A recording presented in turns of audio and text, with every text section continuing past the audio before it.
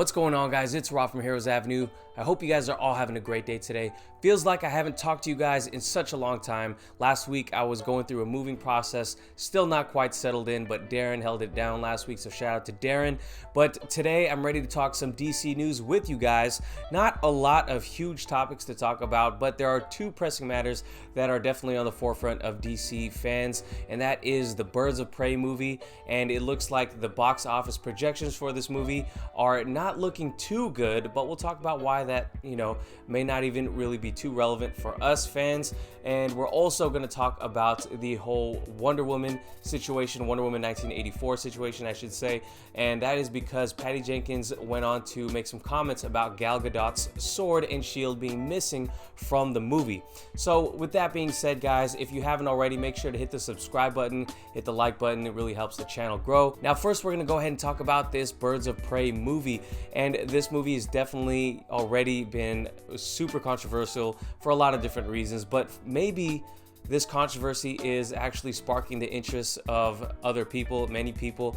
I know myself, I wasn't too excited when I heard about this movie, but now I see my interest really peaking, especially with CCXP happening last week and us hearing about Ewan McGregor actually having a black mask. Looks like fans out there were going nuts for this movie, so I'm really excited. But I'm looking at an article on Screen Rant that is actually referencing Box Office Pro, which is pretty reliable when it comes to box office projections. But we all do know box office projections can change and probably will change leading up to the movie. And of course, there are always anomalies in terms of what movies can have legs and really grow.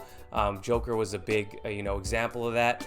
But in terms of this Birds of Prey movie, it looks like this is projected to open to 40 to 60 million domestic US, and that would put it behind Shazam and make it the lowest DCEU box office opening weekend thus far. Now, this may trouble a lot of people because it looks like DC sometimes, right when it's about to pick up its feet, it's on a high. For example, when Wonder Woman came out, Justice League came out, and it really went to a new low. Aquaman came out, and Shazam, critically acclaimed, but didn't do so well box office wise.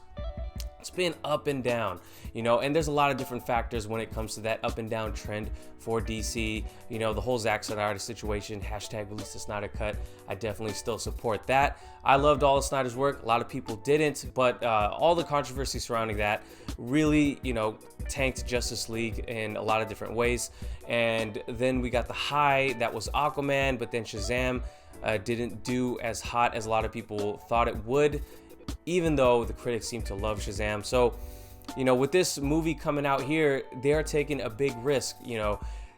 I think what's really speaking to me as far as why this movie may be projected to open lower than we all hoped is because they're introducing some new characters that, and they're spotlighting a lot of new characters that we are not familiar with so far.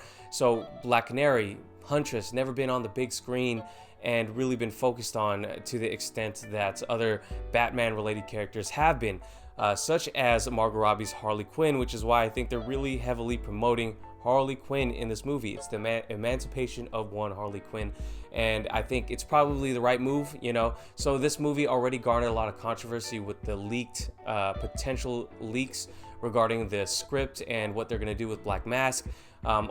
There was some controversy surrounding the Black Canary casting and the Huntress casting and things like that. So whether that's right or wrong, that is all there at the forefront, but it all came to a head last week at CCXP. The fans seem to really be excited for what's coming out. So really, when it's all said and done, I think this box office projection, while it is a little low right now, I don't think it's anything to really be worried about given how these characters are such new characters. If this movie is good, it has the potential to spin off into a franchise of its own, but we shall see. Again, it's not a movie that a lot of people have asked for or really demanded come out, but it is one that now that the ball is rolling and it's coming soon, DC fans are starting to line up and get excited for it. And so that's what I have to say about it. As far as the box office is concerned, I'm not really one to really concern myself with the box office. I'm gonna go watch it, enjoy it. If I like it, I'm gonna talk about it and spread the word to you guys, to my friends, family, and all that. So I think if we keep doing that and DC keeps pumping out quality movies, you know, eventually it'll catch on. Because I can tell you this, DC's slate for the future is looking a lot more exciting than what any other, you know, comic book related projects are out there right now. DC has the potential to really knock it out of the park with their future projects, but we got to see if they do. And Birds of Prey, it's starting slowly win me over. I can't wait. So let me know what you guys think about this Birds of Prey situation, about the box office situation. Does it concern you? Let me know in the comments below. Next up, we are talking about Wonder Woman 1984, and Patty Jenkins recently made some comments concerning Wonder Woman's lack of sword and shield in this movie. Now, when I watched the trailer that came out at CCXP, I was super hyped. This movie seems to be exceeding the expectations that I have for it, and if you guys have been watching my previous videos, I was a little concerned about this movie, but I saw the trailer and those concerns drastically went down because I am so excited to see what's gonna come with this movie. But what I didn't notice as a fan, as a huge fan, I didn't notice that she wasn't carrying her sword and shield. And I guess maybe some of you guys will call me not a fan because of that, but you know, it really didn't concern me. And I think it didn't concern me because it didn't seem like a heavy plot point that was missing, right? So in the first Wonder Woman movie, you know, she had the sword, the God Killer sword, because we knew she was going to take on Ares, so that was important. But in this movie, you know, she's going to be dealing with different types of threats. Now, don't get me wrong, I'd love to see the sword and shield, but will we get it in this movie? I'm not sure. Doesn't look like it. Let's take a look at Patty Jenkins' comments surrounding this. Wonder Woman does not carry a weapon. We had an intention to let go of the sword because there's something very aggressive with the sword. If you have a sword, it means you need to use it. Gadot said, oh, actually, I'm sorry. This was Gal Gadot saying these words. So we wanted to give that up, and we didn't feel that the shield was necessary either. She's a goddess, she can fight, she's super strong, and she has the skills. So no, she has the gauntlets, she has the lasso, she has a tiara, and that's about it.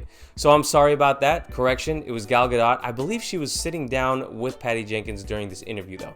So let's focus on these comments. Does she absolutely need the shield and sword? I don't think she absolutely does, especially if the plot points of the story and the villains don't call for it. Now, she is going to be dealing with one of her nemesis, her most famous nemesis is in this movie, in Cheetah.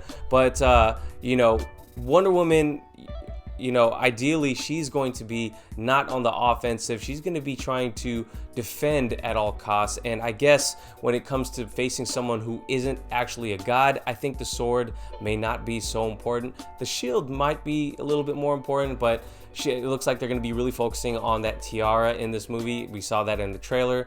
That was pretty cool.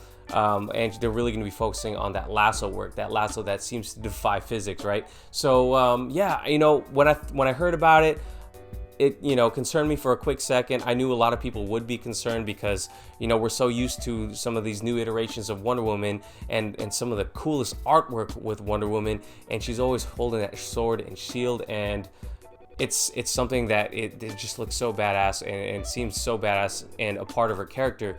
But you forget that, you know, in Wonder Woman's history, she's not always depicted with that sword and shield. She's often using her lasso and tiara and things like that. So does it bother me too much? Not really. Would it be cool to see her kick some ass with that sword and shield? Yeah, because of what we saw in Batman v Superman, what we saw in Wonder Woman, what should have happened in Justice League and her cutting off Steppenwolf's head. And yeah, so would I have liked to see it? Yes, but I think we're going to get so much new things with this movie that it's not going to concern me too much as long as we get a good movie. So those are my thoughts on the whole Wonder Woman situation. I know a lot of people were talking about it over the internet, and I just thought I'd chime in with my opinion. So let me know what you guys think about this whole situation. Is the lack of a sword and shield going to bother you and take you out of the movie for this? Let me know in the comments down below. Thank you guys for watching. If you did enjoy the video, please give it a like, subscribe if you haven't already, and I'll catch you guys later this week. Peace.